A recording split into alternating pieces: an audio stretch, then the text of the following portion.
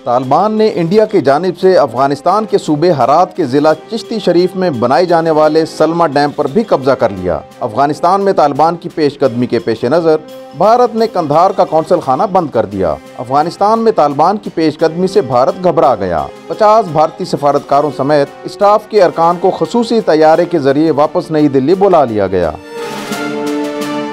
अफगान तालिबान ने मुल्क के 85% हिस्से पर कंट्रोल हासिल करने का दावा कर दिया। खलीजी खबर रिसा इदारे के मुताबिक तालिबान का कहना है कि उन्होंने अफगानिस्तान के 85% इलाके पर कंट्रोल हासिल कर लिया है, जबकि तालिबान के खिलाफ प्रोपेगेंडे के नतीजे में सरकारी हुकाम के साथ मुआहदा खत्म कर दिया गया है। रिपोर्ट के मुताबिक मकामी अफगान हुकाम का कहना है कि नेटो फौज के इनखला के बाद मजबूत होने वाले तालिबान ने सूबे हेरात के अहम जिले पर कब्जा कर लिया है। इसके अलावा अफगान हुकाम और तालिबान ने तुर्कमेनिस्तान की सरहद के साथ मौजूद इलाके तरगंडी पर भी कब्जे की तस्दीक की।